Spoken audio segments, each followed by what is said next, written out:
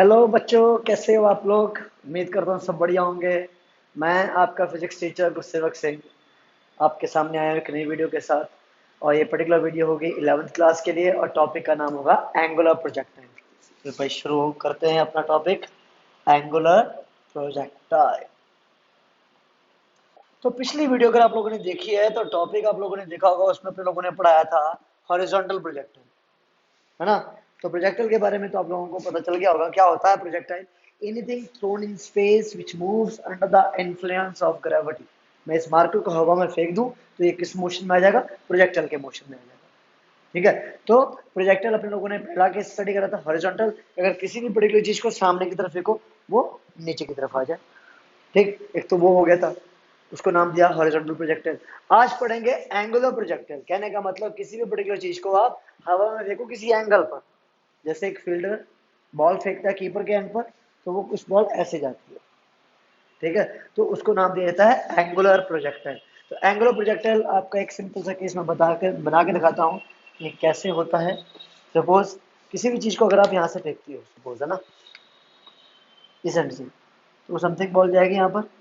ठीक, highest point पे गई, फिर नीचे आना शुरू कर देगी। क्लियर। तो मान लिया भाई इसने इनिशियल वेलोसिटी ऑक्यूपाई करी थी समथिंग यू, और विद रिस्पेक्ट टू हॉरिजॉन्टल इसने कोई एंगल कवर करा था थीटा। ठीक, और इसकी कोई मैक्सिमम हाइट थी, वो मैक्सिमम हाइट थी समथिंग कवर करी हो एच। तो प्रोजेक्टाइल यहां से टेक ऑफ करता है और यहां पर जाके लैंड करता है। तो टेक ऑफ और लैंड के बीच का जो डिस्टेंस होगा तो उसको अपने लोग नाम दे देते हैं आर, दैट इज रेंज। ठीक है। हमें इस प्रोजेक्टाइल में क्या क्या गिवन होगा पहले तो मैं आपको वो बता दूं। आपको गिवन होगा कि प्रोजेक्टाइल को इतनी वेलोसिटी से फेंका गया, ठीक, यू वेलोसिटी से, इतने एंगल पर फेंका गया है, ठीक, थीटा एंगल पर।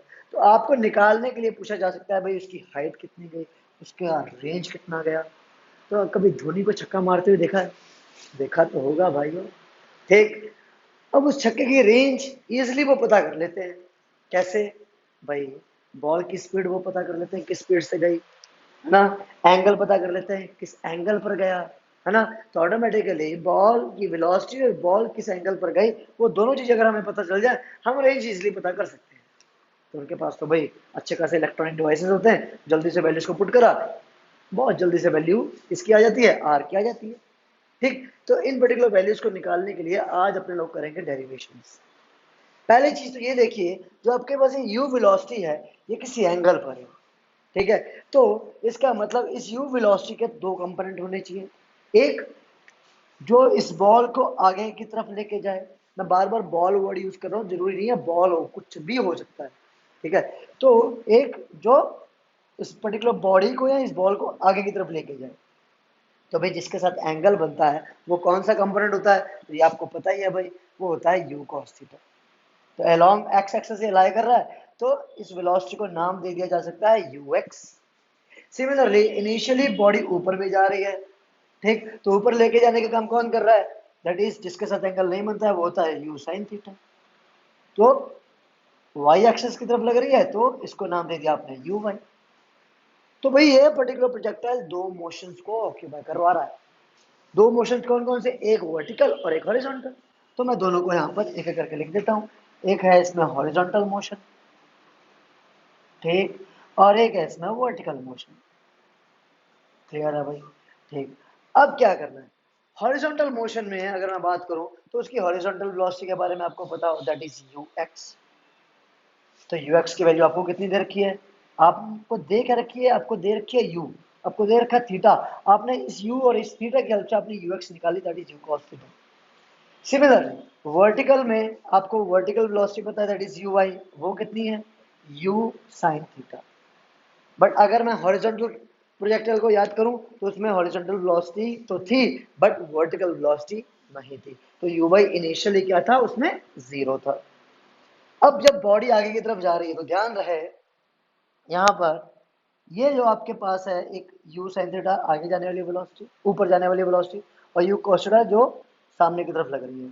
बॉडी जब यहाँ पहुंची होगी सपोज, तो यह यू साइन थीटा पहले से कम हो गया होगा, पहले इतना बड़ा था अब छोटा हो गया। बट यू cos थीटा के ऊपर कोई फर्क नहीं पड़ा भाई, वो उतना ही बड़ा लंबा है। क्यों? क्योंकि सामने जाते समय यह माना गया उसके ऊपर कोई एक्सेलरेशन नहीं लग रहा है। एयर रेजिस्टेंस जरूर लग रहा होगा, बट उसको अपने लोग क्या मान रहे हैं, ना के बराबर। बहुत तेज आंधी चल रही थी तो वो बात अलग है, बट हम इस समय इस कंडीशन को क्या मान रहे हैं, वैक्यूम। तो यू cos थीटा के ऊपर कोई भी किसी भी तरह का एक्सेलरेशन नहीं लग रहा है, तो ए एक्स को क्या मान लिया गया, जीरो। ग्रेविटी तो भाई नीचे लगती है ना, तो ग्रेविटी जब नीचे लगेगी, दैट इज ग्रेविटी नीचे लग रही है, जिसको मैं ए वाई नाम दे सकता हूं, तो आपका जो यू साइन थीटा है, जो पहले इतना बड़े मैग्नीट्यूड के साथ था, वो कम हो गया। आगे गए तो ये और कम हो गया, बट आपका जो यू cos थीटा है वो उतना ही बढ़ा था, उसमें कोई चेंज नहीं आया। पर जैसे हाईएस्ट पॉइंट पे पहुंचे, अब इस मार्कर को मैं जब मैं फेंकता हूं, तो आप नोटिस क्या करोगे, हाईएस्ट पॉइंट पे जाके ये रुका होगा और फिर नीचे आया होगा। पहले इसकी वेलोसिटी धीरे धीरे कम हुई, कम होते होते लास्ट पॉइंट पे जीरो हो गई होगी, और फिर नीचे आएगी तो बढ़ते हुए आएगी। तो यहाँ पर भी वही सेम चीज है, हाईएस्ट पॉइंट पे जाके वो जो यू वाई की वैल्यू है वो क्या हो गई होगी, जीरो हो गई होगी। और ये हर बार आपके पास क्या है, ये यू साइन थीटा यहाँ का, ये यू साइन थीटा यहाँ का, और ये यू साइन थीटा यहाँ का। तो ये यू साइन थीटा की वैल्यू क्या दिख रही है, धीरे धीरे कम होती जा रही है। क्यों कम हो रही है, क्योंकि जी लग रहा था। तो जी कैसा लग रहा है, जी लग रहा है माइनस का, यहाँ से लेके यहाँ तक। तो ये हो गया यहाँ से लेके यहाँ तक माइनस का जी, बट इधर कैसा जी होगा, प्लस का जी। क्यों? क्योंकि अब बॉडी आएगी नीचे। जब बॉडी आएगी नीचे, तो अब यू वाई बढ़ना शुरू हो जाएगा, किधर की तरफ, नीचे की तरफ। बट जो आपका यू एक्स है, उसके ऊपर कोई फर्क नहीं पड़ेगा, वो अभी भी वैसा ही होगा। ठीक, अगर मैं यहाँ की बात करूँ, तो यहाँ पर अब आपका ये यू साइन थीटा फिर से उतना हो गया होगा, बट यू एक्स की वैल्यू में कोई चेंज नहीं। और फाइनल पे जितनी इनिशियल वेलोसिटी थी उतनी ही फाइनल हो जाती है। तो जिस पर्टिकुलर वेलोसिटी से फेंका गया, वही वेलोसिटी को फिर से रिकवर कर लेता है। तो यहाँ आया यू वाई और यहाँ आया यू एक्स, और यू एक्स आपका जितना था पहले उतना ही रहता है, बट जो यू वाई की वैल्यू जितनी इनिशियल थी वो उतनी हो जाती है। भाई आप खुद सोचो ना, इस मार्कर को मैं जिस वेलोसिटी से फेंकूंगा, तो वो उसी रेट से कम होते होते जीरो होगा। ठीक, जीरो होने के बाद वो उसी रेट से बढ़ते हुए उतनी वेलोसिटी को फिर से ऑक्यूपाई कर लेगा जिस वेलोसिटी से उसको फेंका गया था। वही सेम केस यहाँ पर, यू वाई जितनी थी वो उतनी हो जाती है, तो वो यू वाई ना होके अब ये क्या बन जाएगी, वी वाई के बराबर, दैट इज फाइनल वेलोसिटी। ठीक, अब यहाँ पर जाके हिट करेगा, तो किस एंगल से हिट करेगा, भाई जिस एंगल से फेंका था उसी एंगल से वो हिट करेगा। सिंपल सी बात है। तो ये बन जाता है यहाँ का थीटा, ये अगर थीटा है तो ये बन जाएगा थीटा। ठीक, अब आपको निकालना क्या है, निकालना है भाई कितना टाइम लगेगा टोटल फ्लाइट के लिए, मतलब टेक ऑफ से लैंड होते समय का जो टाइम है, वो टाइम ऑफ फ्लाइट होता है, वो टाइम कितना लगेगा वो निकालना है। ये हाइट कितनी ऑक्यूपाई करेगा, तो यू और थीटा की हेल्प से हमें ये हाइट निकालनी पड़ेगी। इसको रेंज कितनी, इसमें रेंज कितनी कवर करनी है, तो रेंज आपको यू और थीटा की हेल्प से पता करनी पड़ेगी कितनी कवर करेगा। ठीक, तो आपके पास जो ए वाई की वैल्यू है वो कितनी है, माइनस का जी। ठीक, ए वाई की वैल्यू कितनी है, माइनस का जी। अब अगर आप ध्यान से देखें, जो रेंज को कौन कवर कर रहा है, तो रेंज को कवर कर रहा है यू एक्स, जो कि सामने की तरफ लेके जा रहा है। ठीक, तो यू एक्स को मुझे मल्टीप्लाई करना चाहिए टोटल टाइम के साथ, जो मुझे अभी पता नहीं है भाई। तो रेंज अगर मुझे पता करनी है तो मुझे यू एक्स चाहिए, तो यू एक्स तो यू cos थीटा है, साथ में टाइम भी चाहिए जो मुझे अभी नहीं पता है। ठीक है, अब बात करते हैं, अगर मुझे टाइम निकालना है, अगर मुझे टाइम निकालना है, तो ध्यान रहे इनिशियली आपकी एक वेलोसिटी थी यू sin थीटा, फाइनली वो क्या हो गई, जीरो हो गई। ठीक, तो मैं इक्वेशन का यूज कर लेता हूं, V Y is equal to U Y plus A Y T. मैं टाइम ऑफ फ्लाइट के लिए इस इक्वेशन का यूज कर रहा हूं, तो मैं टाइम ऑफ फ्लाइट को डिराइव करने जा रहा हूं। ठीक है, तो टाइम ऑफ फ्लाइट के लिए मैंने इक्वेशन का यूज करा, V Y is equal to U Y plus A Y T. तो वी वाई कहां से कहां शुरू करा, ये मोशन ए से बी तक, तो ए टू बी के लिए अगर ये मोशन जाता है, तो ए पर आपकी इनिशियल वेलोसिटी यू वाई जो कितनी है, तो यू वाई की वैल्यू है यू साइन थीटा, मैं यहाँ पर पुट कर देता हूँ भाई। तो यू वाई की वैल्यू मैंने पुट कर दी u sine theta, but v y finally कितना हो जाता है, जीरो के बराबर। ठीक, अब प्लस ए वाई की वैल्यू कितनी है, माइनस का जी, तो यहाँ पुट कर दिया आपने माइनस का जी इनटू टाइम। बट यार यहाँ से लेके यहाँ तक का टाइम आया ये, तो तो जितना टाइम ऊपर जाने में लगेगा उतना टाइम तो वापस आने में लगेगा, that is time of ascent is equal to time of descent. तो भाई मेरे पास जो टाइम आया है वो निकल के आया है u sin theta upon g. ये टाइम है कहां से कहां तक, ए से लेके बी तक। ठीक, तो भाई टोटल टाइम कितना होगा, तो टोटल टाइम की अगर मैं बात करूं कैपिटल टी, वो कितना होगा, ट्वाइस ऑफ 2t। तो मैं ट्वाइस ऑफ 2t को कैसे करूं, तो 2 को स्मॉल t से मल्टीप्लाई कर देता हूं, तो 2u sin थीटा अपॉन जी मुझे मिल जाता है। तो टोटल टाइम ऑफ फ्लाइट की वैल्यू कितनी आ जाएगी, 2u sin theta upon g. तो ये आ गया आपके पास टोटल टाइम ऑफ फ्लाइट। यहां से लेके यहां तक का जो टोटल टाइम लगेगा वो कितना होगा, 2u sin theta upon g. Clear. अब बात करते हैं, ये टाइम आपको मिल चुका है, जो आप रेंज के फॉर्मूले में पुट करोगे तो ऑटोमेटिकली टोटल रेंज की वैल्यू आ जानी चाहिए। तो ठीक है, तो आप इस इक्वेशन को सेकंड नाम देते हुए इसमें पुट कर दीजिए अभी। ठीक, तो कैपिटल आर की जो वैल्यू होगी वो कितनी होनी चाहिए, तो capital R will be equal to, capital R will be equal to UX. UX की वैल्यू क्या है, यू कॉस थीटा।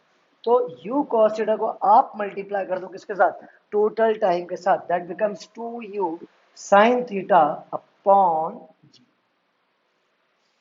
तो भाई ध्यान से देखिए, u इंटू यू तो बन गया यू स्क्वायर। ठीक, 2 बचा sine theta cos theta upon g. Clear. तो भाई आपको क्या चाहिए थी, आर की वैल्यू। ये फॉर्मूला क्या है, 2 sin थीटा कॉस थीटा, सबको पता है, बिल्कुल पता होगा।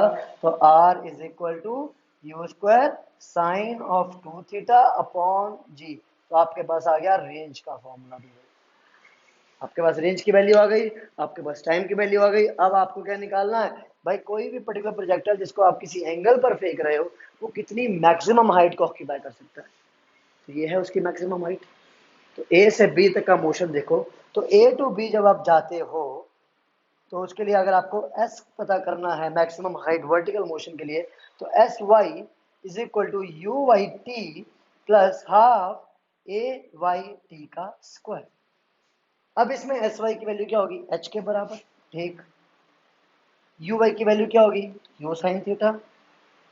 ठीक, स्मॉल टी की वैल्यू आप निकाल चुके हो, स्मॉल टी की value U sine theta upon G into U sine theta upon G plus half A Y की वैल्यू। ए वाई कितना था, यहां से लेके यहां तक साफ दिख रहा है, ये आपने पुट करा भी हुआ था, माइनस का जी इंटू स्मॉल टाइम की value u square sine square theta upon g का square.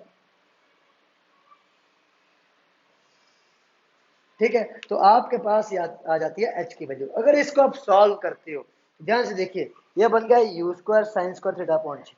H is equal to u square sine square theta upon g, ये आई इसकी वैल्यू। बट इसमें से क्या करना है, माइनस करना है। एक जी यहाँ एक जी यहाँ कैंसिल आउट हो जाता है, माइनस साइन आ जाएगा यहाँ पर और बचेगा क्या, you square sine square theta upon 2g। ध्यान से देखिए, इस इक्वेशन को सॉल्व करने के बाद ये मिलता है। ठीक, अब यहां पर आपके पास एलसीएम आ गया 2g और सॉल्व करने के बाद ऊपर बच जाता है 2u square sine square theta.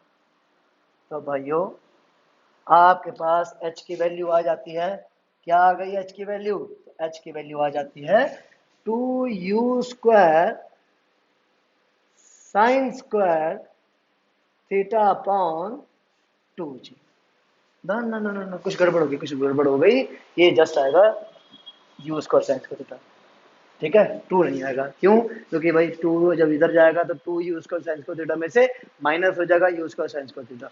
तो just u square sine square theta upon 2g आपके पास एक फॉर्मूला आ जाएगा किसका, हाइट का। तो ये जो 3 फॉर्मूले हैं ये बहुत इंपॉर्टेंट है। आपके पास आर का फॉर्मूला आया u square sine 2 theta upon g, आपके पास साइन का फॉर्मूला आया 2 u sine theta upon g, आपके पास हाइट का फॉर्मूला आया u square sine square theta upon 2g। यह है तीनों के तीनों किसके लिए, एक पर्टिकुलर प्रोजेक्टाइल के लिए जो कैसा था, एंगुलर था, किसी एंगल पर फेंका गया। अब इसके बेसिस के ऊपर जो क्वेश्चंस आ सकते हैं, कंसेप्चुअल्स आ सकते हैं, वो कैसे हो सकते हैं। तो ऐसी क्या कंडीशन हो कि हाइट मैक्सिमम हो जाए, ऐसी क्या कंडीशन हो कि रेंज मैक्सिमम हो जाए, किस पर्टिकुलर कंडीशन में एक प्रोजेक्टाइल की रेंज मैक्सिमम हो सकती है, किस पर्टिकुलर कंडीशन में एक प्रोजेक्टाइल की हाइट मैक्सिमम हो सकती है। तो उन सब केसेस के लिए आपको क्या पता होना जरूरी है, रेंज का फॉर्मूला पता होना जरूरी है। तो रेंज का फॉर्मूला क्या है, u square sine 2 theta upon g. तो भाई रेंज अगर आपको मैक्सिमम करनी है तो आपके हाथ में क्या है, भाई आपके हाथ में यू स्क्वायर तो नहीं है। सपोज अगर आप एक पिस्तौल है, आपके पास एक गन है, आप फायर कर रहे हो, तो भाई जो उस बुलेट की वेलोसिटी होगी वो तो आपके हाथ में नहीं है ना। तो बुलेट कितनी दूरी तक आपको अगर भेजनी है, तो ऐसी क्या चीज है आपके हाथ में जिससे आप रेंज को मैक्सिमम कर सकते हो, उसका एंगल, किस एंगल पर आप उसको फायर करते हो, तो थीटा आपके हाथ में। अब भाई थीटा ऐसा लो कि ये साइन 2 थीटा की वैल्यू मैक्सिमम हो जाए। ठीक, तो साइन 2 थीटा की वैल्यू मैक्सिमम कितनी हो सकती है, वो हो सकती है 1 के बराबर। अब साइन 2 थीटा मैक्सिमम 1 के बराबर होगा, तो 1 की वैल्यू कितनी हो सकती है, साइन 90। तो साइन से साइन कैंसिल होने के बाद 2 थीटा की वैल्यू आती है 90, तो थीटा की वैल्यू कितनी आ गई वहां पर, 45 डिग्री। तो रेंज की मैक्सिमम कंडीशन तो आपको मिल चुकी है कि अगर रेंज मैक्सिमम हो सकती है तो वो कब, अगर आप उस पर्टिकुलर प्रोजेक्टर को फायर करते हो कितने एंगल पर, 45 डिग्री के एंगल पर। सेम इज द केस अगर मुझे हाइट को मैक्सिमाइज करना है, तो ये आपका काम है, आप बताएंगे मुझे कमेंट बॉक्स में लिख के कि हाइट मैक्सिमम कब हो सकती है। तो उस केस में भी आपके हाथ में क्या है, थीटा है। तो साइन स्क्वायर थीटा क्या हो सकता है, मैक्सिमम हो सकता है। तो हाइट मैक्सिमम कब हो सकती है, कमेंट बॉक्स में इसका आंसर मुझे आपने बताना है। तो ये है एक एंगुलर प्रोजेक्टर का कंप्लीट एक्सप्लेनेशन। होपफुली आपको ये समझ में आ गया होगा।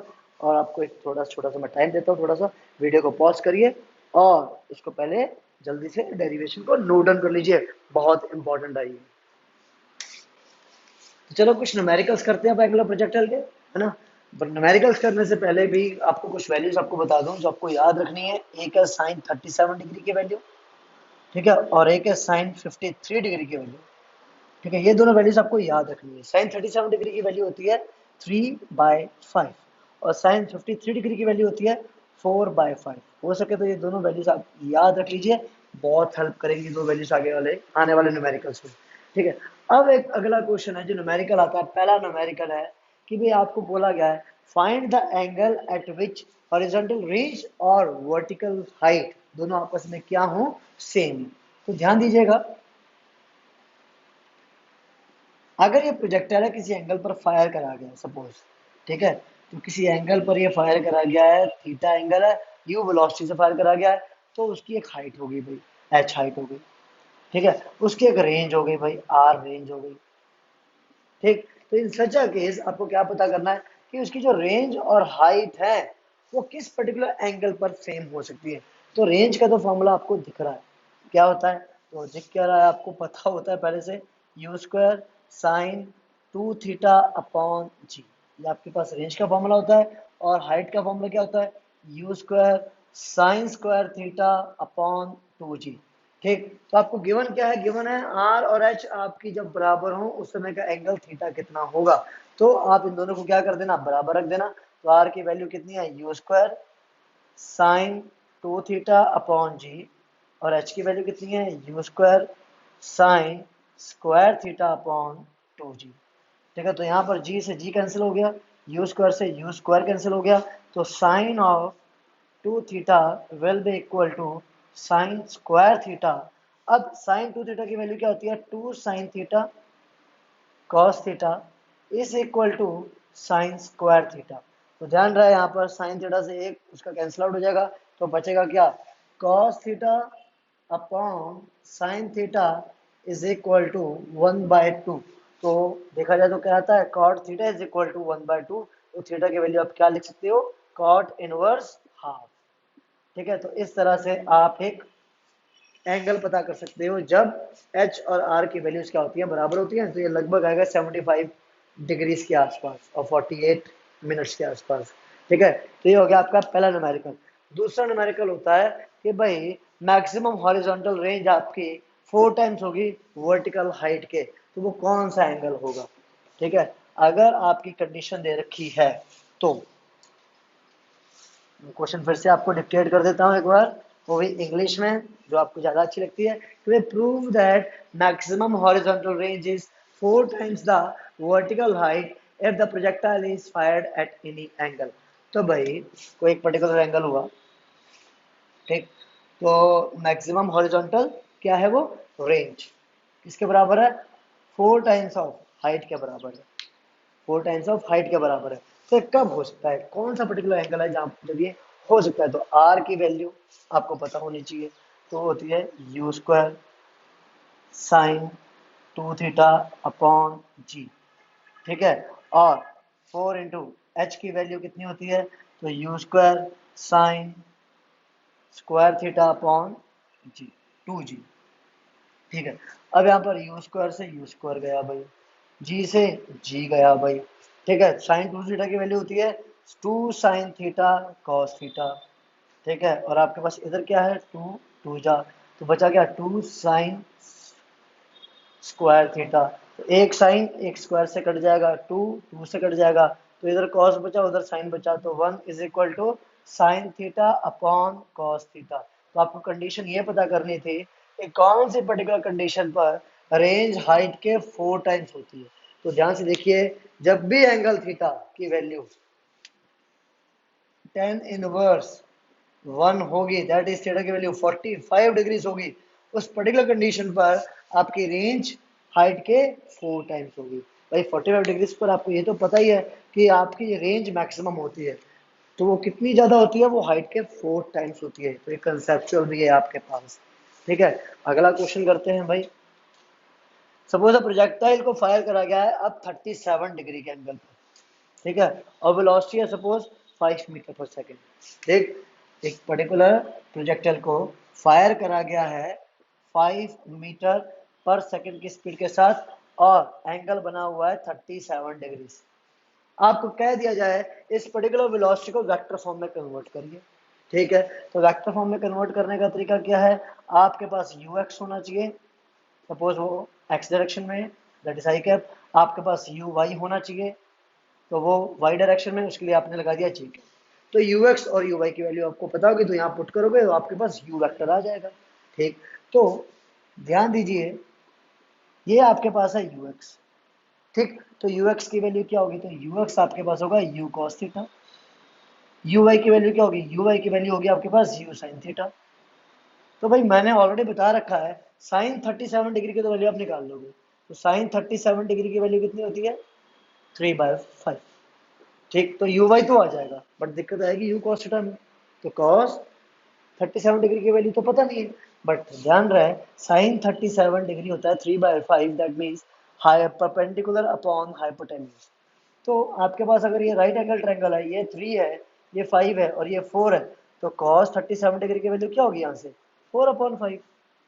ठीक, तो आपने यहाँ पर cos 37 डिग्री की वैल्यू क्या लगा दी? 4/5।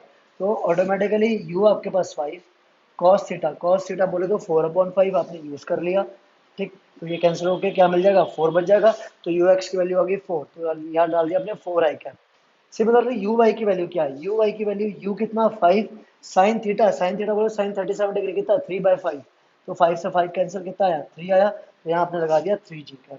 तो इस तरह से आपके पास एक पर्टिकुलर वेलोसिटी का कंपोनेंट आ जाते हैं दोनों, यू एक्स और यू वाई, और आपने उस पर्टिकुलर वेलोसिटी को वेक्टर फॉर्म में कन्वर्ट कर दिया, जो निकल के आती है 4 आई कैप प्लस 3 जे कैप। क्लियर है? ठीक है, सिमिलरली अगर आपके पास कंप्लीट इसका टाइम दे रखा है कि भाई लगते हैं इसको 10 सेकेंड। ठीक है, कितना टाइम लग रहा है? 10 सेकंड लग रहा है। ठीक है, यहाँ से लेके यहाँ तक पहुँचने में, और आपको कह दिया जाता है कि भाई इसकी रेंज बताइए कितनी होगी, तो आप रेंज डायरेक्टली निकाल सकते हो। कैसे? तो रेंज का फॉर्मूला क्या होगा? यू एक्स आपने निकाल लिया है 4, उसको मल्टीप्लाई कर देना है टोटल टाइम के साथ 10 सेकंड, तो 4 into 10 will give you what? 40 metres. तो आर की वैल्यू डायरेक्टली कितनी आ जाएगी? 40 मीटर्स के बराबर। सिमिलरली अगर वो मैक्सिमम हाइट निकालने के लिए कहते हैं, तो हाइट कवर करने में जो टाइम लगेगा वो लगेगा आधा, तो टाइम कितना हो गया? 5 सेकेंड। ठीक है, और वो पर्टिकुलर हाइट को कवर कौन करवा रहा है? आपके पास चेंजिंग वेलोसिटी, क्योंकि यू वाई चेंज होते होते आपकी कम होकर यहाँ पर पहुंच जाएगी कितने में? 0। तो ऑटोमेटिकली आपके पास यू वाई की वैल्यू है जो कितनी है? 3। ठीक, 5 सेकंड के बाद वो वैल्यू कितनी हो जाएगी? तो ऑटोमेटिकली आपको इक्वेशन जो यूज करनी होगी वो यहाँ पर S Y is equal to U Y T plus half of A Y T का स्क्वायर। तो ठीक, एस वाई की वैल्यू आपको पता करनी थी, यू वाई की वैल्यू आपके पास है कितनी? यू वाई की वैल्यू आप निकाल चुके हो 3, इंटू टाइम है कितना? 5 सेकेंड, प्लस हाफ जी की वैल्यू आपके पास ए वाई आपका यहाँ पर है जी, तो आपने सपोज माइनस का 10 पुट कर दिया, टाइम यहाँ पर आपके पास 5 का स्क्वायर, तो एस वाई की वैल्यू आप ऑटोमेटिकली निकाल सकते हो। ठीक है, तो ऐसी कंडीशंस में आपके पास क्वेश्चन अगर 37 डिग्री को लेके आते हैं तो आप इजिली कर सकते हो, कोई दिक्कत नहीं होगी। कभी कभी हो सकता है वो पूछ लें आपसे हॉरिजॉन्टल कंपोनेंट बताओ इस वेलोसिटी का क्या है, हॉरिजॉन्टल कंपोनेंट ये है, वर्टिकल बताओ क्या है, तो वर्टिकल ये है, घबराने की बात ही नहीं है। ठीक है ना, तो कभी कभी अगर इस 37 डिग्री की जगह 53 डिग्री होता तो भी घबराने की जरूरत नहीं। ठीक है, तो ऐसे क्वेश्चंस करने के लिए जिगरा रखना, हौसले बुलंद रखना, बिल्कुल मत सोचना यार कर नहीं पाएंगे। और एक चीज मैं आपको बताना चाहूंगा भाई, दौर बदल चुका है बिल्कुल। ठीक है, मत सोचना कि भाई बहुत जल्दी स्कूल खुल जाएंगे, यही है आपका स्कूल अब, यही है, और इसमें ही पढ़ना है आपने। ये समझ के रखिए, कम से कम आपका जो सेशन है, आप बच्चों का सेशन है, वो इसी में पूरा होना है। ये मत समझना सेशन 0 हो जाएगा, मुझे नहीं लगता है ये, मुझे जो लग रहा है मैं वो बता रहा हूँ। आपको आदत डालनी पड़ेगी इस सिस्टम की, आज नहीं तो कल डालनी पड़ेगी, और कल डालोगे तो बहुत लेट हो जाओगे। आज से शुरू कर दो इस सिस्टम को अडॉप्ट करना, अपने पेरेंट्स को समझाओ कि सर मैम, अपना सर मम्मी पापा, यही है हमारा स्कूल। ठीक है, हमें इसी में पढ़ना है। अगर वो कहते हैं नहीं बेटा ज्यादा फोन नहीं देखना है, तो प्लीज उनको बताइए कि नहीं पढ़ेंगे तो 1 साल के बाद, 6 महीने के बाद जब हम दोबारा सोचेंगे पढ़ने की, तो बेटा दिमाग को जंग लग चुका होगा, मन ही नहीं करेगा पढ़ने का। यार आप 15 दिन जून की छुट्टियों के बाद जब जुलाई में आते थे पढ़ने के लिए, क्या मन करता था? आप खुद सोच के देखिए, तो 6 महीने के बाद आपका क्या मन करेगा पढ़ने का? और जितना भी पढ़ा होगा सब तो भूल चुके होंगे, है या नहीं? तो प्लीज बिल्कुल मत सोचिए यार कि बहुत जल्दी ऐसा होगा कि पढ़ाई शुरू हो जाएगी फिर पढ़ेंगे ढंग से, तो नहीं। आपके पास सब सारे के सारी सुविधाएं हम प्रोवाइड करवा रहे हैं आपको, हम टीचर्स आपके साथ हैं, फिर भी आप नहीं पढ़ रहे हो तो बहुत दुख की बात है। ठीक है, तो प्लीज कीप ट्राइंग। ठीक है, कीप मोटिवेटिंग योरसेल्फ। आप पढ़ोगे तो जग पढ़ेगा, आप बैठ जाओगे तो सब बैठ जाएंगे। क्यों? आप फ्यूचर हो यार आगे का। 12th वालों को भी मैं कहना चाहूंगा, अगर वो इस वीडियो को देख रहे हैं, क्योंकि हो सकता है उन्होंने भी कंपटीशन की तैयारी करनी हो और नहीं देख रहे हैं, तो आप 11th से उनको फॉरवर्ड करना कि आपके लिए सर का भी एक मैसेज है। देखो 6 महीने के बाद हो सकता है इनके बोर्ड के पेपर्स हो ऑनलाइन। ठीक, अभी तक कोई ऐसा नॉर्म नहीं आया कि आपका सिलेबस कम हो गया हो। तो अगर उस समय आपका सारा का सारा सिलेबस आ जाए और पेपर्स वो ऑनलाइन कंडक्ट करवा दें, तो क्या हो आपके साथ? आप क्यों अभी आप सीरियस नहीं हो? और ऐसा ही 11th वालों के साथ भी हो सकता है कि स्कूल कहीं ना कहीं तो मेहनत कर रहा होगा ना, कैसे इनके ऑनलाइन एग्जाम्स कंडक्ट कराए जाएं, और जिस दिन एक हफ्ता पहले आपको ऑनलाइन एग्जाम की शीट मिल गई, एग्जाम शीट मिल गई, और आप उस समय अगर सोचें यार आप क्या पढ़ेंगे, तो कितनी दिक्कत हो जाएगी आपके लिए, अगर आप इस समय नहीं पढ़ रहे होंगे तो सोचिए थोड़ा सा। यार ये दौर है इस समय, इसमें से हमें गुजरना है और इसको अडॉप्ट करना है। हमें पढ़ना है, पढ़े नहीं रहना है। अगर पढ़े रहे तो जिंदगी भर पढ़े रहेंगे, तो पढ़ना है, पढ़े नहीं रहना है। ठीक है, तो होपफुली थोड़ा बहुत तो अगर मैंने आपको समझाया है तो आपको समझ में आई होगी चीजें, और आप अब एक नई शुरुआत से पढ़ाई अपनी चालू कर दोगे। Thank you so much, keep working hard, we all are with you. Thank you.